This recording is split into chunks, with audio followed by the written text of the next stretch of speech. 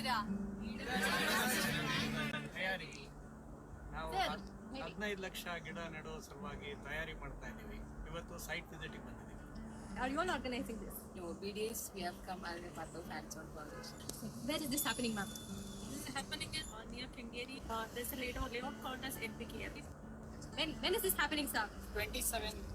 Okay. Is it open only for you all or anybody can join? Anybody can come, bring your friends, bring whoever you can.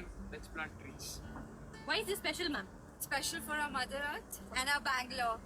How are you expecting to plant 1.5 million saplings in a day?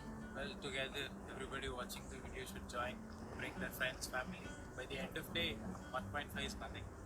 ನಾವೇ saplings ಎಲ್ಲ ತರಬೇಕಾ? No, ನಾವೇ ಕೊಡ್ತೀವಿ, ನೀವು ಬಂದು ನೆಡ್ಬೇಕಷ್ಟೇ.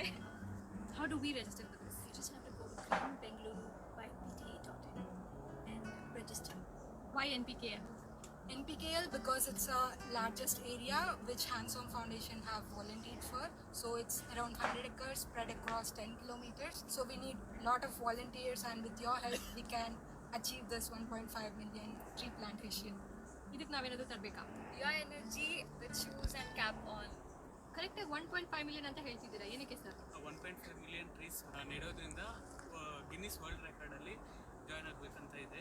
So ನೀವು ಅದರಲ್ಲಿ part ಆಗ್ಬೋದು. How many people are you expecting?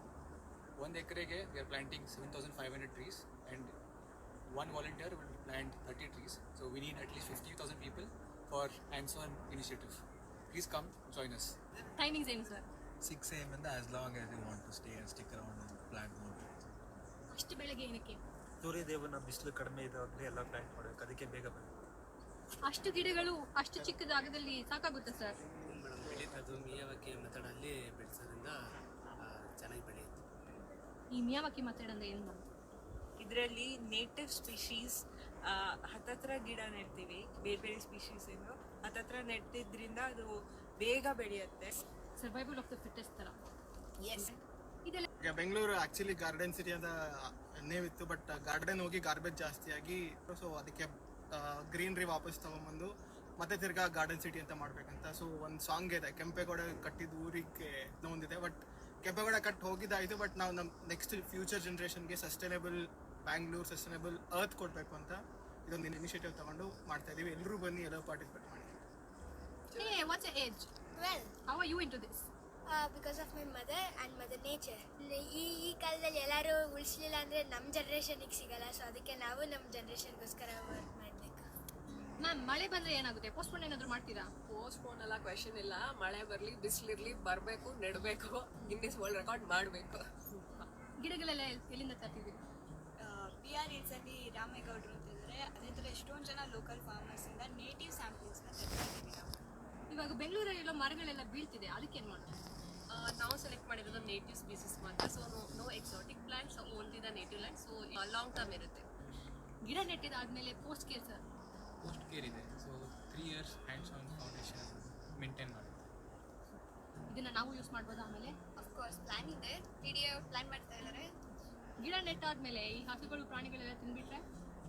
Proper care ಇರುತ್ತೆ, ಆಲ್ ಅರೌಂಡ್ ಫೆನ್ಸಿಂಗ್ಸ್ ಇರುತ್ತೆ, ಫುಲ್ ಸೇಫ್ಟಿ ಇರುತ್ತೆ. ಈಗ ಮಳೆಗಾಲ ಸರಿ, ಬಟ್ ಬೇಸಿಗೆಗಾಲದಲ್ಲಿ ಹೇಗೆ? ಅಲ್ಲಲ್ಲೂ ಪರ್ಕ್ಯುಲೇಷನ್ ಬೆಲ್ಸ್ ಮಾಡಿದ್ದಾರೆ, ಆಮೇಲೆ ಅದಕ್ಕೆ ಪ್ರಾಪರ್ ಇರಿಗೇಷನ್ ಫೆಸಿಲಿಟಿ ಅಲ್ಲಲ್ಲೂ ಮಾಡಿದ್ದಾರೆ. ಅವರು ನೇಟಿವ್ ಸ್ಪೀಸೀಸ್ ಅಂತ ಹೇಳಿದ್ರು. ಎಷ್ಟು ನೇಟಿವ್ ಸ್ಪೀಸೀಸ್ ತಗೊಂಡಿದ್ದೀರಾ? ಒಟ್ಟು 350 ಸ್ಪೀಸೀಸ್ ತೊಗೊಂಡು ಬರ್ತಾ ಇದ್ದಾರೆ. ಯಾರಾದರೂ ಬಂದು ಏಟ್ ಕಿಟ್ ಮಾಡ್ಕೊಂಡ್ರೆ ಹೇಗೆ ಸರ್? ಅದಕ್ಕೇನು ಟೆನ್ಷನ್ ಮಾಡಬೇಡಿ, ಎಲ್ಲ EHS ಟೀಮ್ ಇದೆ, ಅಲ್ಲಲ್ಲಿ ರೆಸ್ಟಿಂಗ್ ಸೆಂಟರ್ ಇದೆ, ಎಲ್ಲ ಫಸ್ಟ್ ಏಡ್ ಎಲ್ಲದೂ ನೋಡ್ಕೊಳ್ತೀವಿ. ಮತ್ತೆ ಊಟದ ಬಗ್ಗೆ ಏನು ಯೋಚನೆ ಇಲ್ಲ, ಎಲ್ಲ ಕಡೆ ರಿಫ್ರೆಶ್ಮೆಂಟ್ಸ್ ಆಗಲಿ ಲಂಚ್ ಆಗಲಿ ವ್ಯವಸ್ಥೆ ಇದೆ. ನಾವು ರೆಡಿ, ಗಿಡಗಳು ರೆಡಿ, ನಮ್ಮ ಕೋರ್ ಟೀಮ್ ರೆಡಿ. ಮತ್ತೆ ನೀವು?